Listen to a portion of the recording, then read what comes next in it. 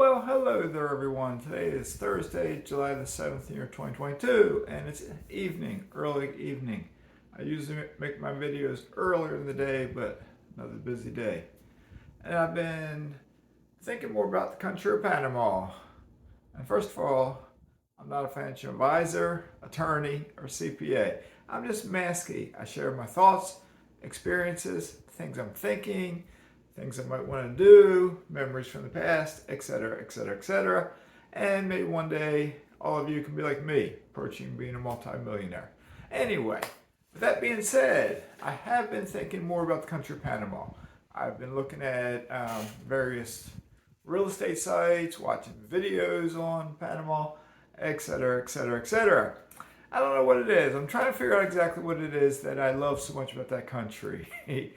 It's tropical. So is Florida, more or less, where I'm at. Panama is extremely diverse, both in its people. I've told a few folks this. You got folks in Panama, Panamanians, who are whiter than I am and blacker than the blackest person you have probably ever seen, or at that same level, and every shade in between.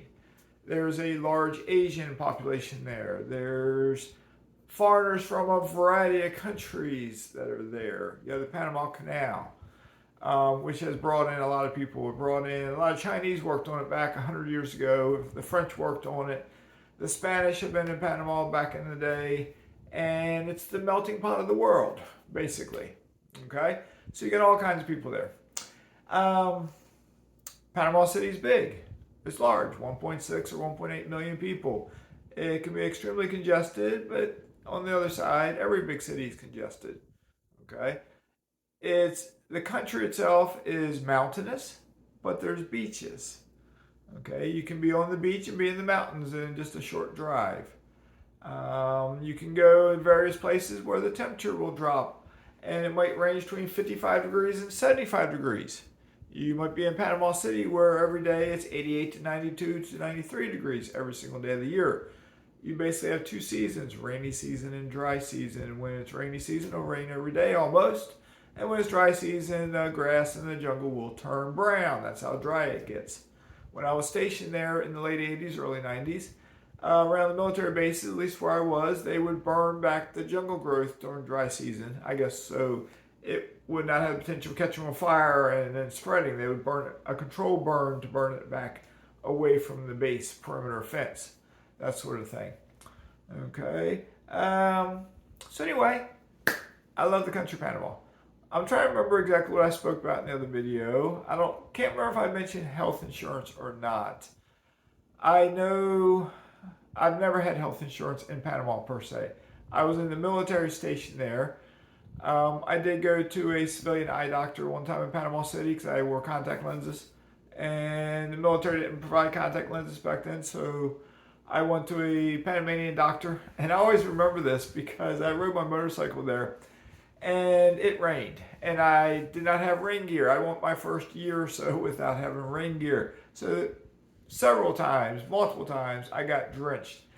And on that occasion, prior to going to the eye doctor, I got soaking wet. I was wearing jeans, a long sleeve shirt, my boots, full face helmet, gloves, etc. So when I got into the eye doctor, he had the air conditioning on, extremely cold. And I can remember sitting in his office waiting, because you always wait for doctors, even in that country, in that time period at least. You wait a little bit. And I started shivering because I was so cold. And the eye doctor walked in. He spoke English. I spoke a little bit of Spanish. And he was chatting with me, and he's like, "Why are you so cold? Wait, why are you all wet? Why are you wet and shivering?" I was like, "Well, sorry, I rode here on my motorcycle, and I got soaking wet, and now I'm in here, and it's quite chilly." So anyway, he gave me my eye exam. I got prescribed contacts. I guess I went back and picked the contacts up unless he had them that day in stock. I can't remember. And life went on. Okay. So, but anyway, with the country nowadays, from what I hear, from what I read about various blogs or see in YouTube videos, is that you can, as an expat, if you decide to live in that country, you can get health insurance much, much cheaper than you get it in the United States. I'm currently in Florida, and I pay for my own health insurance, and I'm paying something like $443 a month for health insurance. I know the few times I've been to a doctor, like I had a colonoscopy and an endoscopy here, I know I paid a little chunk out of my pocket, but I know that seeing the bill from the doctors for both those procedures, it was like 20 some $1,000s, which is just crazy expensive. Fortunately, my insurance covered the bulk of that, but I still paid, I don't know, $500, $600, $700 out of pocket on top of that $443 a month. I know I have a sister-in-law in Panama who has stomach cancer, and she is now cancer-free, from the doctor tells her, but she's had a colonoscopy and endoscopy. She has some of the same gastric issues that I've had. She's on some of the same medication that I'm on. I don't know exactly what it cost her, but I guarantee you it was much less than what it would be here in the States.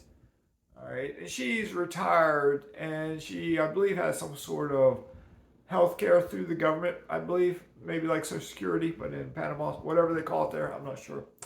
Being an American like I am, if I was to move there, I would have to purchase health insurance of my own. But I've been told it is much, much, much cheaper, like in the range of $20 to $50 a month. Depends on if you want the basic coverage or the full coverage.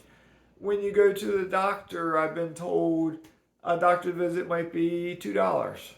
It might be $10 for a specialist, something like that. A procedure will cost more, $50, $60 instead of $500 or $600. So it's much cheaper.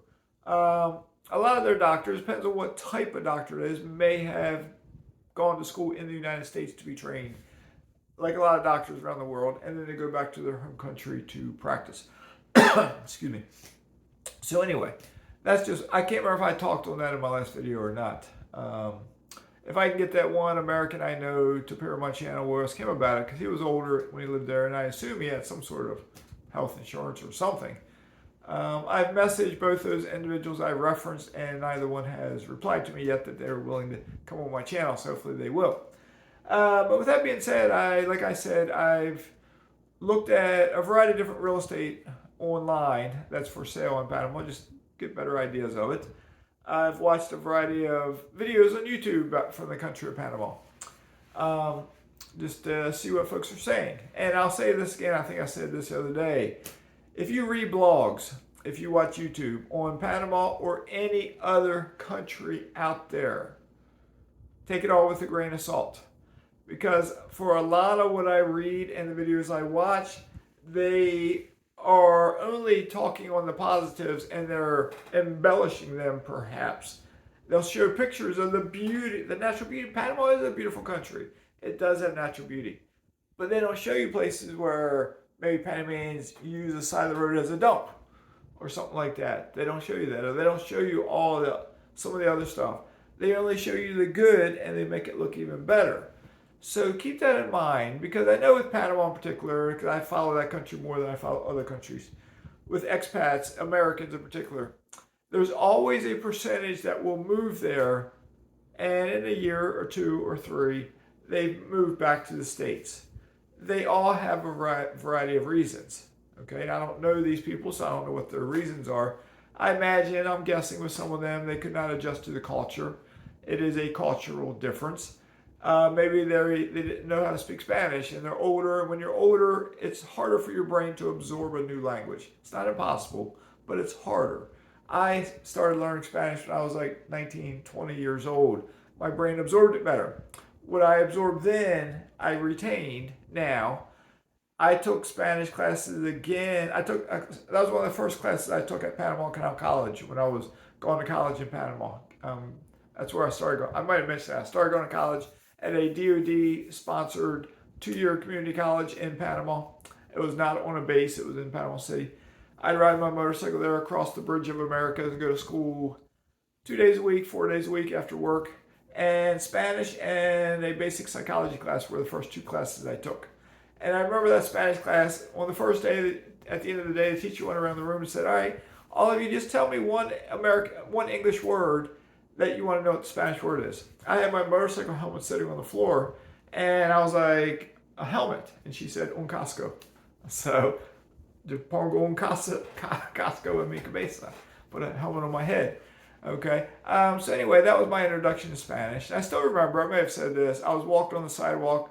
Within those first 10 days prior to buying my motorcycle, I was walked up to the bigger Air Force base, and I was walking back, and I saw a Hispanic female coming towards me. She might have been a dependent. She might have been married to somebody.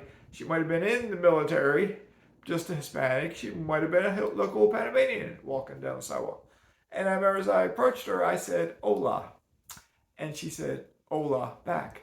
And I remember as I passed her, smiling, I just said a word in a foreign language, and the person responded to me. I was happy. That was my first introduction to the Spanish language. And I was young. I built upon that. Hola, ¿cómo estás? ¿Dónde está el baño? Dame una cerveza, por favor. Etc., etc., etc. I learned Spanish back then. But I didn't learn conjugation that well. I learned conjugation just a bit in my 30s when I took Spanish back in the States. But by the time I was in my 30s, my brain wasn't absorbing it quite as easy. And I got a book up there somewhere, 501 Spanish verbs, and all the various conjugation of verbs.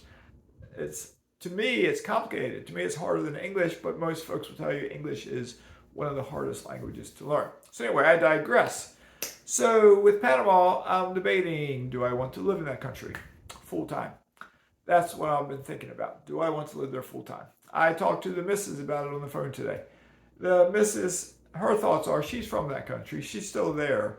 Her thoughts are, we need to either build a house or buy a house. Not our dream house, but a lower cost one.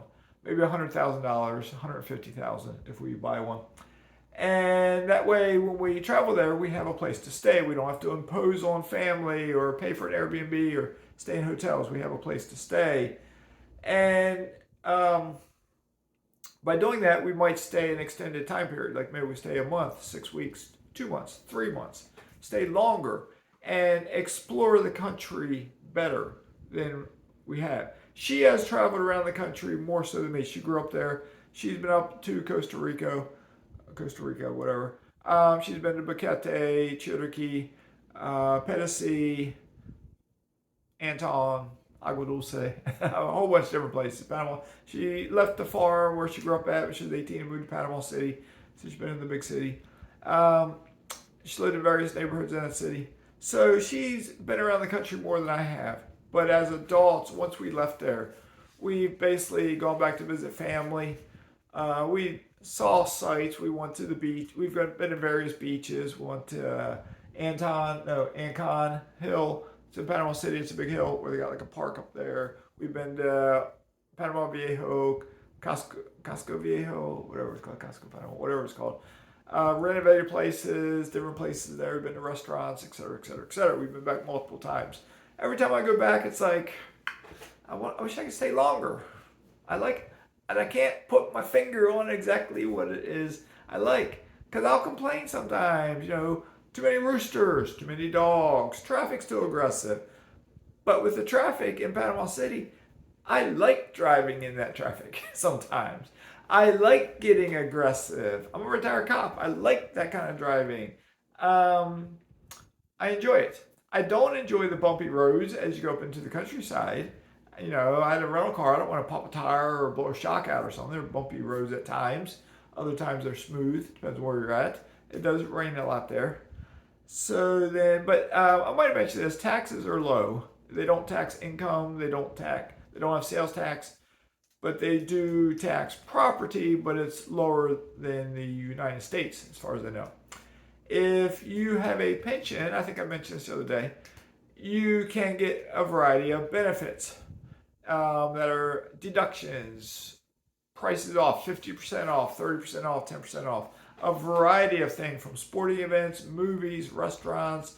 You get 25% off airplane tickets you buy that originate in Panama. So if you're flying back to the States and you buy the ticket in Panama, it originates there, you get 25% off the ticket price. It's a pretty good deal. With restaurants, the general consensus is if it's a mom and pop restaurant, do not ask for the discount because all the discounts, the government does not reimburse the company for the discount. It comes off the top line of the restaurant, and restaurants don't have a very big margin. So if you get a 20% discount or 10%, whatever that discount is, they might be losing money. And if it's a mom and pop restaurant, you don't want to do that to them. It's already your lunch might be $5, not $15. Just pay the full price. So me being me, I would probably only use a discount if I was flying out of the country or flying somewhere, like flying to South America or someplace. I like South America too. Um, Maybe if I went to a baseball game or something like that, maybe I used a discount. Maybe we'll see. Most restaurants I would, and there's other ways to use it. And I forget what they are. I think you get something off medical care, maybe, or insurance, something like that. I forget exactly. So, but we'll see. We'll see. You have to be a resident of the country under the pensionado program, the pension program, to do that. So, with that being said, it's been up here. I've been thinking about that a lot. I've been paying some bills today with some of my rental property. I am moving forward to getting 2 more positions in mineral rights acreage. Because as much as I love real estate, I have said many, many times on this channel, many times, real estate to me is the best way to create wealth. It's better than stocks. It's better than anything. It's the best way to create wealth. But once you create that wealth and you become accredited, you do have other options such as mineral rights acreage and oil drilling. Me personally, I like those too, mineral rights acreage and oil drilling. They don't email me or call me telling me, oh, you need a sewer line fixed for $3,400. You need to rehab this house for $20,000, et cetera, et cetera, et cetera. They just give me revenue. I like that. No expense. I like it. So I've been doing that too. I do plan to buy more rental property. I'm not going to stop buying rental property. I just bought those 9 houses from using seller financing, and all 9 require renovation, so they've been getting done one at a time. And there's more to come. And one of my other houses just had the sewer line break. That can happen on almost any house that's an older house. You know, sewer lines, they act up at times. So, but anyway, I digress. So, what do you think Mazske should do? And do you think Mazske lives in a beautiful house in South Florida. I haven't showed it to you yet, but my tiki hut is finished. The roof is on there. It's in the process of getting thoroughly dry. Once it's dry, it's more of a brown color. When they put the fronds there, they were green. They were put there when I was gone. I watched a little bit on my Ring cameras, but I was gone out of the country. I came back and they're changing, they're drying out, but once it's fully dry, it might take a couple more weeks to become fully dry. It'll be like more of a darker brown color, I think. So I think it'll look even better. And if you look underneath of it, I'll have to show it to you one day. I'll record a video down there. Underneath, they wove it together. There's a wooden roof frame that looks solid. There's trees basically put there. Not boards, it's the round, like trees. And they wove these palm tree fronds together in there. And currently it's waterproof. They put a cap on the top and some wood on the top also. It's waterproof, so it's cool looking. I got my privacy fence installed. I'm going to get some more landscaping done. And in about 9 months, I will hit my 2-year anniversary here in this house, which means if I do sell it and have a gain, I don't have to pay capital gains tax. So that's tempting, because if I could sell it for $1 million and I paid $550 for it, my mortgage by 9 months from now might be $515, $510, $515. You know, I might pocket after real estate agent fees and whatnot. Maybe I pocket $400,000 or something. I could buy a very nice house in Panama for $400,000. I was looking at one today. It's like, wow. I think it's bigger than the house I'm in now, because it's in meters. In the United States, we used to square footage, but I Googled it, and it shows it being like 3,000 some square feet. So it's bigger than my house I'm in now. It has a swimming pool, which is bigger than my swimming pool. It's 40 feet long, which is bigger. It does not have a pool cage, and I don't know, do they have anyone in Panama that can install pool cages? I don't know that. But it does have a swimming pool. I would like to have a pool cage because there are bugs in that country. But it also has an ocean view. The ocean is right there, like 2 minutes to walk to it. It has a bigger yard than what I have here, and it's in a gated community, which means if I lived in the country of Panama and I was not in a gated community, I'd have to be very careful with walking after dark in my neighborhood because I walk after dark here where I live at now. I feel fairly safe. There's street lights and I feel fairly safe in this neighborhood. But you never know, things can happen. But if I'm in a foreign country, any foreign country, I'd be more careful. I don't want to walk per se after dark.